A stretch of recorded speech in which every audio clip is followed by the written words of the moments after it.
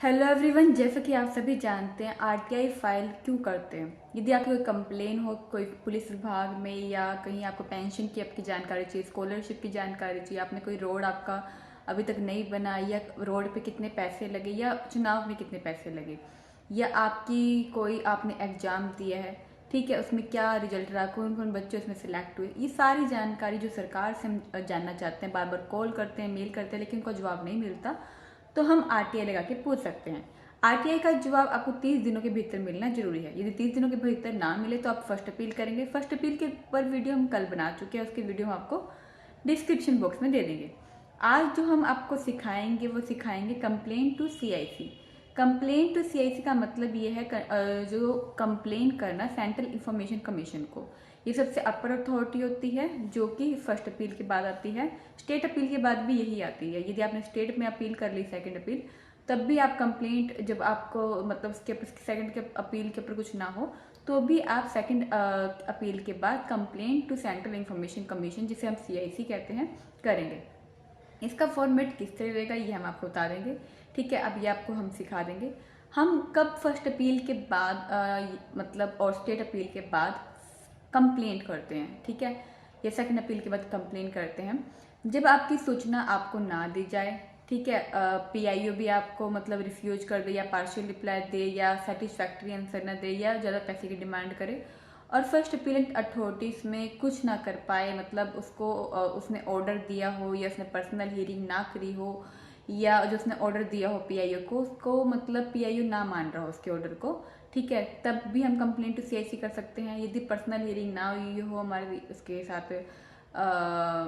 Complaint sorry personal hearing ना हुई हो फर्स्ट अपीलेंट अथॉरिटी के साथ कि आपने पर्सनल हियरिंग की डिमांड की थी लेकिन फिर भी आपको पर्सनल हियरिंग नहीं मिली फर्स्ट अपीलेंट अथॉरिटी से, तब भी आप कंप्लेंट टू सीआईसी कर सकते हैं, ठीक है। और आपको अभी भी आपकी जो जानकारी आपने मांगी है आपको पूरी नहीं दी गई, मतलब पार्शियल रिप्लाई दिया गया है, आपको संतुष्ट जवाब मतलब सेटिस्फैक्ट्री आंसर ना मिला हो अभी तक भी फर्स्ट अपीलेंट अथॉरिटी के बाद भी, तब भी आप कंप्लेंट टू सीआईसी कर सकते हैं। यदि आपकी पैसे की डिमांड अभी भी आपसे मांगी जा रही है, फर्स्ट अपीलेंट अथॉरिटी को कहने के बावजूद भी मांगी जा रही है और आपकी सूचना आपको नहीं दी जा रही, तब भी आप कंप्लेंट टू सीआईसी कर सकते हैं। और साथ में आप कंप्लेंट जब सीआईसी को करेंगे, साथ में आप ये डिमांड कर सकते हैं कि जो पीआईओ हैं उससे रिलेटेड जो मतलब अधिकारी हैं पीआईओ में, ठीक है, उनको मतलब सस्पेंड किया जाए, उनके ऊपर 25,000 की पेनल्टी लगाई जाए। 25,000 की जो पेनल्टी है तब लगती है जब मतलब 25 डेज से ऊपर कुछ हो जाए दिन, ठीक है, क्योंकि पर डे के हिसाब से पर डे के हिसाब से जब 250 लगता है, ठीक है, 250 एंड 10 डेज के हिसाब से 2500, ठीक है। तो पर डे के साथ मतलब यदि उन्होंने पर मान लिया आपकी जो सूचना आपको मिलने में देर हुई है 3-4 दिन, तो आपको मतलब समझ सकते हैं 250 के हिसाब से कितना मिलेगा, ठीक है। तो लेकिन जो ज़्यादा से ज़्यादा जो इसमें अधिकतम पेनल्टी लगती है उनके ऊपर वो लगती है 25,000। यदि आपका सीआईसी के कंप्लेन करने के बावजूद भी आपकी कंप्लेन पर कुछ एक्शन ना हो, आपको जानकारी ना मिले, तो आप हाई कोर्ट में रिट डाल सकते हैं। रिट की स्पेलिंग है WRIT ई नहीं आएगा इसमें, WRIT रिट डाल सकते हैं। आज जो हम सीखेंगे सिर्फ कंप्लेन टू सीआईसी सीखेंगे, उसका फॉर्मेट सीखेंगे। एक इसमें आप बात ध्यान रखिएगा, जब आप कंप्लेन करें मतलब उसमें सीआईसी विभाग में डिपार्टमेंट में, तो जो आप आरटीआई फाइल करते हैं उसके ऊपर भी सिग्नेचर होना चाहिए, उसको भी अटैच करेंगे। जो आरटीआई फाइल करने के बाद जो जवाब आया है या जवाब नहीं आया तो आप लिखेंगे नोट रिस्पॉन्स। यदि आपके पास जवाब आया उसको भी अटैच करेंगे, साथ में उसके ऊपर भी सिग्नेचर होने चाहिए आपके, ठीक है, क्योंकि वो सेल्फ अटेस्टेड होना चाहिए। जो फर्स्ट अपील आपने फाइल की है आप वो भी अटैच करेंगे। जो फर्स्ट अपील के बाद आंसर आया है, यदि नहीं आया आंसर तब आप नोट रिस्पॉन्स ले देंगे वहाँ पे कि कोई आंसर नहीं मिला। जो हम आपको सिखाएंगे उसमें आएगा ऑप्शन कि नोट रिस्पॉन्स लिखिएगा यदि आपको जवाब नहीं मिला। यदि जवाब मिला है फर्स्ट अपीलेंट अथॉरिटी से तो वो भी आप कि कब आपने फाइल करी और कब आपको रिप्लाई आया, ये सब कुछ आपको मेंशन करना है उसको, और उसकी कॉपी अटैच भी करनी है फर्स्ट अपील की भी, और जो फर्स्ट अपील से रिप्लाई आया उसकी कॉपी भी आपको अटैच करनी है, ठीक है। तो इस तरह आरटीआई जो आपने फाइल करी, जो रिप्लाई आया, फर्स्ट अपील जो आपने फाइल करी, जो उसका रिप्लाई आया, ये सब कुछ हमें अटैच करना है, सब पे आपके सिग्नेचर होने जरूरी हैं, ठीक है। तो इससे आपको मतलब रिजेक्ट नहीं होगी आपकी कंप्लेंट टू सीआईसी, क्योंकि कई कबार साइन न होने की वजह से वो ये लिखते हैं कि डेफिशिएंसी है और वो रिजेक्ट कर देते हैं, उनको रिजेक्ट करने का बहाना मिल जाता है, ठीक है। तो वो रिजेक्ट करने का कोई ऑप्शन ना रह जाए उनके पास, तो उनके पास मतलब अपने ये सिग्नेचर जरूर कर दीजिएगा, साथ में आरटीआई लगा दीजिएगा। और जो हम फॉर्मेट बनाएंगे कंप्लेंट टू सीआईसी का, तो नीचे एक मतलब उसमें एक इंडेक्स भी बना होता है, मतलब ऐसे तो हम ऊपर ही बना देते हैं इंडेक्स, कभी कभी नीचे भी इसमें हम जैसे लिखा होता है कि हमने क्या क्या चीज़ें अटैच की हैं। जैसे हम पहले लिखेंगे पहला कि हमने आरटीआई अटैच किया, उसका रजिस्ट्रेशन नंबर ये था और इस डेट को हमने फाइल की थी, उसका जो हमें आंसर मिला इस डेट को मिला। फिर हमने फर्स्ट अपील जो फाइल की थी उसका रजिस्ट्रेशन नंबर ये है, उसका जो हमें रिप्लाई मिला उसका नीचे चौथा ऑप्शन बनाएंगे इस तरह, ठीक है। और जो हम जैसे कि ऑफलाइन जो आरटीआई फाइल करते हैं उसमें हमें जो आंसर मतलब कभी कभी हमें रिस्पॉन्स तो मिलता नहीं है। अब हमें क्या पता चलेगा कि हमने हमारा क्या रजिस्ट्रेशन नंबर था आरटीआई का या फर्स्ट अपील का, तो उसमें आप अपना स्पीड पोस्ट का नंबर लिखेंगे, जो भी आपने जिस तरीके से पोस्ट की है, बाय रजिस्ट्री किया बाय स्पीड पोस्ट किया, तो उसका नंबर आप लिख देंगे कि मैंने इस पोस्ट के थ्रू मतलब किया था विभाग को और इस डेट को किया था, तो स्पीड पोस्ट की जानकारी लिख देंगे आप, ठीक है। तो ये हो जाएगा। और ऑनलाइन भी होती है फाइल आरटीआई और ऑफलाइन भी होती हैं, इस तरह फर्स्ट बिल भी फाइल होती है, तो उस तरह डायरी नंबर आपको मिल जाते हैं, ठीक है। तो ये दोनों तरीके हैं हमारे पास। तो आज हम ये सीखेंगे कि कैसे कंप्लेंट किए जाए सेंट्रल इंफॉर्मेशन कमीशन को और उसका क्या फॉर्मेट रहता है, तो विस्तार सीखेंगे। यदि कोई क्वेश्चन क्वेरी हो तो कमेंट बॉक्स खुला है, कमेंट बॉक्स के थ्रू आप पूछ सकते हैं। यदि आपको हमसे आरटीआई या फर्स्ट अपील या कंप्लेंट टू सीआईसी फाइल करवानी हो तो आप हमें मेल ड्रॉप कर सकते हैं, जो फीस होगी वो आपको मेल पे बता दी जाएगी। तो let's start our class. Hello everyone, जैसा कि आप देख रहे हैं राइट टू इंफॉर्मेशन एक्ट 2005, जिसमें जैसे कि आरटीआई जो है 2005 में बना था, तो सेकंड अपील बिफोर जो सेकंड अपील की जा रही है सेंट्रल इंफॉर्मेशन कमीशन मतलब सीआईसी को की जा रही है, ये उनका एड्रेस है। तो ये एड्रेस आप ऑनलाइन भी निकाल के देख सकते हैं। और जो अब ये फाइल की जा रही है अंडर सेक्शन 19 सब सेक्शन 3 के अंतर्गत फाइल की जा रही है, ठीक है। इन द मैटर ऑफ, इसमें आपको कंप्लेंट जो है उसका नाम लिखना है, यदि कंप्लेनेंट का नाम लिखना है जिसके लिए आप ये केस मतलब सीआईसी कर रहे हैं, ठीक है। यदि कोई और मामला है तो उसमें कोई ना कोई तो पार्टी बना ही होगा, किसी कुछ तो लिखा ही होगा, तो कोई भी मैटर होगा तो उसका नाम लिखना है। और वीएस मतलब अपोजिट कौन है इसमें, सीपीआईओ है और फर्स्ट अपीलिंग अथॉरिटी है। अब ये जो आरटीआई है यही इसमें मतलब ये आ गया है। अब ये काम आपका नहीं है अपील नंबर लिखना, ये आपका काम नहीं है, ऑफिस वर्क का, इसको छोड़ दीजिएगा ब्लैंक। एपिलेंट, एपिलेंट कौन है, कंप्लेनेंट, तो इसमें आपको अपना एड्रेस लिखना है, जो कि कंप्लेंट फाइल कर रहा है उसका एड्रेस आएगा। फिर आपको सीपीआईओ का नाम पता हो तो लिख दीजिएगा, नहीं तो टू द सीपीआईओ उसका एड्रेस डिटेल और ईमेल आईडी जो भी पता हो, फोन नंबर पता हो वो लिख दीजिएगा। फिर फर्स्ट अपीलेंट अथॉरिटी का नाम पता हो तो ठीक है, नहीं तो टू द FAA मतलब F.AA लिख दीजिएगा। मैं एक बार आपको लिख के दिखा देती हूँ, F.AA लिख दीजिएगा, ठीक है। टू द से करके टू द FAA, फिर उनका एड्रेस लिख दीजिएगा यहाँ फुल, जो एड्रेस आपको पता हो, विद ईमेल आईडी आपको पता हो तो लिख दीजिएगा, नहीं तो आप ब्लैंक छोड़ दीजिएगा। और फ़ोन नंबर यदि पता हो तो वो भी बेस्ट रहेगा, पता हो तो लिख दीजिएगा, ठीक है। फ़ोन नंबर लिख दीजिएगा। इसके बाद आता है कि ये आपको देखिए आपने फर्स्ट अपीलेंट अथॉरिटी के लिख दिया, तो दोनों रिस्पोंडेंट हैं जो कि आपको जवाब देंगे। अब जो ये अपील फाइल की जा रही है 19 सब सेक्शन 3 के अंतर्गत फाइल की जा रही है, तो थोड़ा सा यहाँ स्पेस दे दीजिएगा ताकि अच्छा लगे, ओके। थोड़ा खुला खुला लगे, okay. Here you may mention, यहाँ आपको अपना रीजन मेंशन करना है कि आप सेकंड अपील क्यों फाइल करना चाह रहे हो। तो इसमें रीजन ये भी हो सकता है कि आपको फर्स्ट अपीलेंट अथॉरिटी ने कोई भी अपना डिसीजन इंक्लूड नहीं किया, ठीक है, तो स्पेसिफिक टाइम में, तो ये भी हो सकता है आपका रीजन, ठीक है। जो भी आपका पार्शियल रिजेक्शन है या जो भी है उसको लिख दीजिएगा। द रीजन में include no decision of first appellate authority on first appeal within specific time में नहीं मिला तो ये लिख दीजिएगा। यदि आपको कंप्लीट रिप्लाई नहीं मिला तो ये लिख दीजिएगा कि with on first appeal with कि आपको पार्शियल रिजेक्शन मिला फर्स्ट अपील अथॉरिटी का विद इन स्पेसिफिक टाइम में। ये स्पेसिफिक टाइम में नहीं मिला तो ये लिखेगा with in not specific time, मतलब आपको 30 दिनों के मतलब भीतर जवाब नहीं मिला फर्स्ट अपील अथॉरिटी से, ठीक है, तो ये लिख दीजिएगा। और फिर इसके बाद ये लिखिएगा कि भाई जो ये इंफॉर्मेशन है सीपीआईओ द्वारा जैसे कि ना प्रोवाइड की गई हो, एसपीआईओ जो भी है, स्टेट के जो भी पीआईओ हैं, पब्लिक इंफॉर्मेशन अथॉरिटी है, ठीक है, स्टेट की, सेंट्रल, सी का मतलब होता है सेंट्रल, एस का मतलब होता है स्टेट, ठीक है, उनके भाई मतलब फर्स्ट अपीलेंट अथॉरिटी के ऑर्डर के बावजूद भी सीपीआईओ या एसपीआईओ जिसने भी है उसने आपको जवाब नहीं दिया हो कि ये आप अपना इसका जो मतलब जो भी आपका रीजन हो वो इस तरह बना के लिख दीजिएगा। क्योंकि हम जो फाइल करते हैं कंप्लेंट जो सेकंड अपील फाइल करते हैं तभी करते हैं कि हमें ये तब पूरा आंसर ना मिला हो या हमसे ज़्यादा पैसे की डिमांड की जा रही हो या हमें आंसर ही ना दिया हो विद इन स्पेसिफिक टाइम में। ठीक है, तो इन कारणों से हम फाइल करते हैं। ठीक है, तो आप इस तरह कंप्लेंट का वो लिख सकते हैं या ये लिख सकते हैं कि द रीजन में इसमें आप ये इसमें जो ये लिखेंगे the reason include no personal hearing by first appellate authority after my request after my request to first appellant authority for personal hearing but they not give me chance for personal hearing।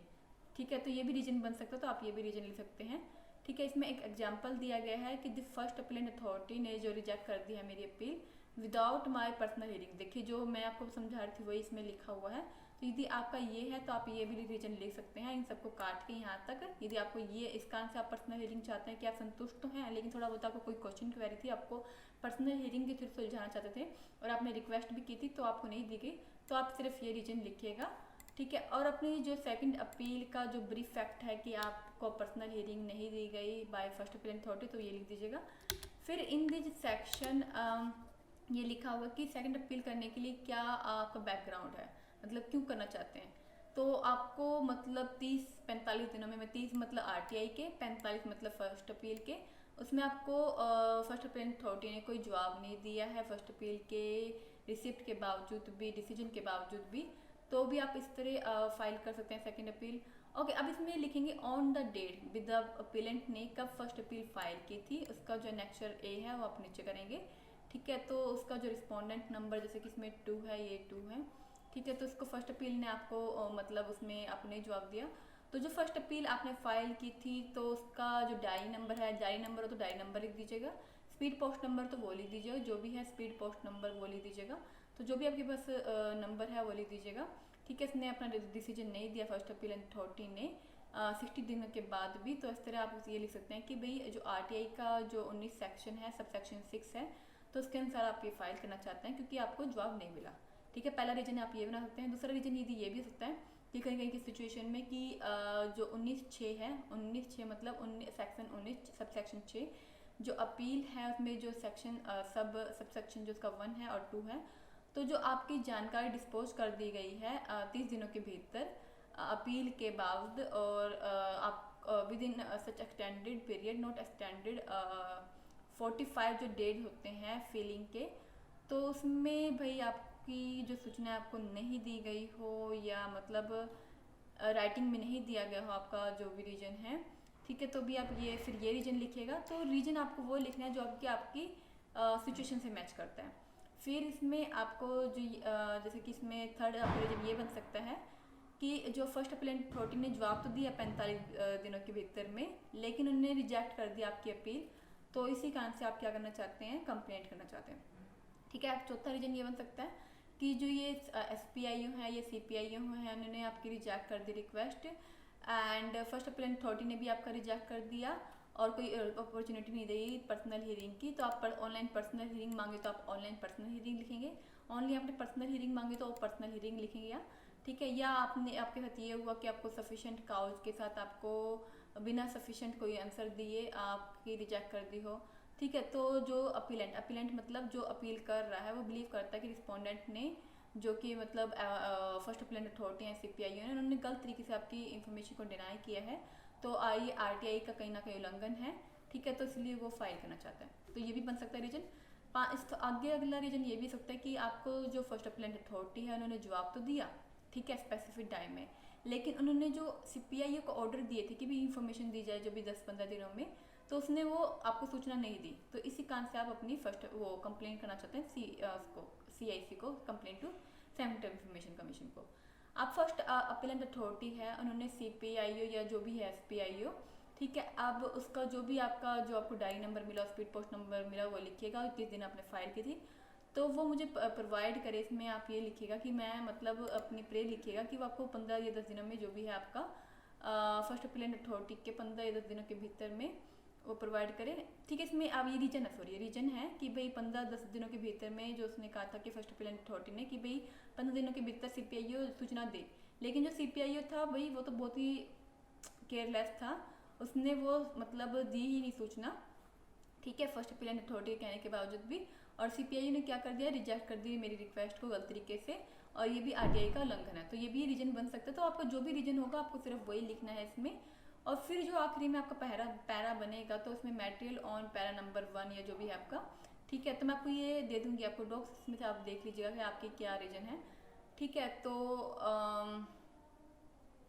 अब आता है कि आपको pray क्या करनी है। आपको pray इसमें आप ये कर सकते हैं कि जो आपकी अपील है वो एडमिट की जाए और अपॉर्चुनिटी दी जाए आपको ऑनलाइन पर्सनल हियरिंग में भी आप मान सकते हैं, क्योंकि आजकल गूगल मीट के थ्रू भी या किसी भी तरीके से ऑनलाइन पर्सनल हियरिंग हो जाती है, तो आप वो भी मान सकते हैं पर्सनल हियरिंग ऑनलाइन, कि आपकी अपील के डिस्पोज करने से पहले आपको ऑनलाइन हियरिंग दी जाए। आप ये भी मतलब साथ में लिखिएगा कि जो सेक्शन 19(8)(a)(1) है, A1 है, तो उसमें डायरेक्ट किया जाए CPIO SPI को, आपकी सूचना फ्री ऑफ कॉस्ट दी जाए। तीसरी आप ये लिख दीजिएगा, ताकि ये सारे आपको सेक्शन ये से लिखने से ये फायदा होगा, जो भी आप एक केस से मैच करते होंगे वो आपको थोड़ा सा अच्छी तरीके से डील करेंगे और आपको आपकी सूचना दे दी जाएगी बिना किसी हैसल के, फ्री ऑफ कॉस्ट दे दी जाएगी। आप तीसरा ये लिख सकते हैं कि 19(8)(b) के अनुसार इवोक किया जाए पब्लिक अथॉरिटी को कि वो कंपेंसेट करे अपीलेंट को, कि जो भी उसका लॉस हुए उसके लिए वो उसको कंपेंसेट करे, मतलब अपने मतलब कुछ ना कुछ पैसे वगैरह दे, तो ये भी आप लिख सकते हैं। चौथा आप ये भी लिख सकते हैं कि 19(8)(v) के अनुसार पब्लिक अथॉरिटी को भाई उनकी ट्रेनिंग को इंक्रीज किया जाए, उनको अच्छी तरीके से मतलब प्रोफेशनल तरीके से ट्रेनिंग दी जाए, ताकि वो इस तरह की गलतियाँ ना करें, और जो RTI हैं अर्जेंट बेसिस पे आती है उनको अच्छी तरीके से वो डील करें। पांचवी आप अपील में अपनी ये प्रे कर सकते हैं, अपीलेंट प्रे कर सकता है कि जो रिस्पोंडेंट है भाई उसको अप्लाई दे माइंड, अपने माइंड में वो मटेरियल को अच्छी तरीके से रखे, रिकॉर्ड को रखे, भाई जहाँ भी इसको रखना चाहिए उसको अच्छी तरीके से रखना चाहिए, ताकि जब वो RTI का आंसर दे तो ये ना कहे कि हमें तो ये सूचना मिली नहीं, हमारे पास तो ये रिकॉर्ड ही नहीं है, तो वो अच्छी तरीके से केयरफुली हर चीज़ को रखें। पांचवा रीजन आप पांचवा प्रे में ये लिख सकते हैं कि 19(8)(c) सेक्शन 19(8)(c) के अनुसार उनके ऊपर पेनल्टी इम्पोज की जाए, सेक्शन 20(1) के अनुसार RTI के जो सेक्शन 20 सब सेक्शन 1 है उसके अनुसार उनके ऊपर पेनल्टी इम्पोज की जाए, और रिकमेंड किया जाए कि डिसिप्लिनरी जो है भाई उनको अपना डिसिप्लिन बनाए रखना था, लेकिन उन्होंने डिसिप्लिन नहीं बनाया रिस्पोंडेंट ने, तो उनके अगेंस्ट मतलब 20(1) और 20(2) के अनुसार उनके ऊपर एक्शन हो, ठीक है। और जो डायरेक्ट किया जाए पब्लिक अथॉरिटी को कि भाई जो सर्विस बुक है या एनुअल परफॉर्मेंस है जो रिस्पोंडेंट की होती है कि उन्होंने क्या क्या किया, कितनी भाई RTI उन्होंने मतलब वो करी, तो उसका रिकॉर्ड अच्छी तरीके से रखे, ताकि कोई सूचना मतलब वो ना हो, ख़राब ना हो, और मतलब ये ना बाद में आए कि आपकी सूचना तो उन्होंने ख़राब ही कर दी और आपको सूचना मिली ना बाद में। तो पांचवी हम प्रे ये कर सकते हैं कि अंडर RTI एक्ट के अनुसार उनको इशू किया जाए, डायरेक्शन दी जाए, रिकमेंडेशन दिया जाए कि वो अच्छे से अपना काम करें। अब अपना ग्राउंड और प्रे का रिलीफ के लिए क्या ग्राउंड बना सकते हैं कि सेक्शन 19 के अनुसार RTI जो मतलब परमिट करता है एनी जो कोई भी पर्सन है, तो अपील ये आप इसको मतलब कॉपी पेस्ट कर दीजिएगा, क्योंकि ये जो गाइडलाइन है सुप्रीम कोर्ट की है, जो तक अपीलेंट बिलीव करता है कि 19 RTI के जो सेक्शन है जो ऑनरेबल कमीशन के सामने वो फाइल करता है, तो इसमें जो भी वो इंफॉर्मेशन मांग रहा है, ठीक है, तो वो बिलीव करता है कि जो भी इनकम्प्लीट थी या जिसमें इसको मिसलीड किया गया अपीलेंट को या माफाल रिपोर्ट दी गई PIO या किसी द्वारा भी, उसको फर्निश्ड करके दिया जाए। और जब अपील वो एक और ये करता है अपीलेंट अपील, ये मतलब वो कर रहा है कि जो रिस्पोंडेंट ने इसको डिनाई किया था गलत तरीके से इंफॉर्मेशन देने से, ठीक है, तो उसको भाई अप्रोच किया जाए कि RTI की जो है भाई उसको अच्छी तरीके से रिकॉर्ड दे अपीलेंट को, और जो रिस्पोंडेंट है अच्छे मन भाव से मतलब जो भी इसकी सूचना अच्छी तरीके से दे, और RTI की जो इन्फॉर्मेशन है जो उसका रूट है भाई लोगों के फंडामेंटल राइट वायलेट ना हो, ठीक है, तो रिस्पोंडेंट डिनाई ना करे इंफॉर्मेशन देने से, और अपीलेंट जो मतलब चाहता है कि रिस्पोंडेंट के जो भी हैं अधिक जो रिस्पोंडेंट है अच्छी तरीके से काम करे, मतलब ये सब कुछ यही लिखा हुआ है, इसको थोड़ा आप पढ़ेंगे तो आपको समझ आ जाएगा। आखिरी में ये जो गाइडलाइन है सुप्रीम मतलब आपको ये भी लिखनी है, the appellant believe that there is a further guidance available in the RTI act regarding in the power of honourable central information commission. तो इसमें लिखा जो सेंट्रल इंफॉर्मेशन जो है कमीशन है वो इंश्योर करे कि एक्ट के अनुसार जो 25(5) मतलब सब सेक्शन 5 है जो आरटीआई का, तो सेंट्रल इंफॉर्मेशन कमीशन जो पब्लिक अथॉरिटी की जो प्रैक्टिस है वो सही तरीके से करवाए और कोई भी मतलब गलत तरीके से काम ना करें, उनके बच्चे तरीके से एक्शन लिया जाए। तो इस तरीके से आप लिख सकते हैं। आखिरी में ये लिखा कि एपेलेंट जो रिजर्व करता है उसका जो राइट है कि इसको भाई जो उसने रिलीफ मांगा है, जो प्रेयर की है, अपील में लेटर में सबमिट एडिटोरियल जो भी उसके आर्ग्यूमेंट है प्रे हैं, ठीक है, केस के रिगार्डिंग उसके ऊपर ध्यान दिया जाए। और पर्सनल हियरिंग के लिए वो मांग रहा है, जैसे ये लिखा हुआ डेक्लेरेशन में मतलब ये कि जो बोल रहा है सच बोल रहा है। यहाँ अपीलेंट मतलब जो अपील जो फाइल कर रहा है उसका नाम पता सब कुछ आएगा। आखिरी में आप इंडेक्स में ये लिखेंगे, आखिरी में आप इंडेक्स बना सकते हैं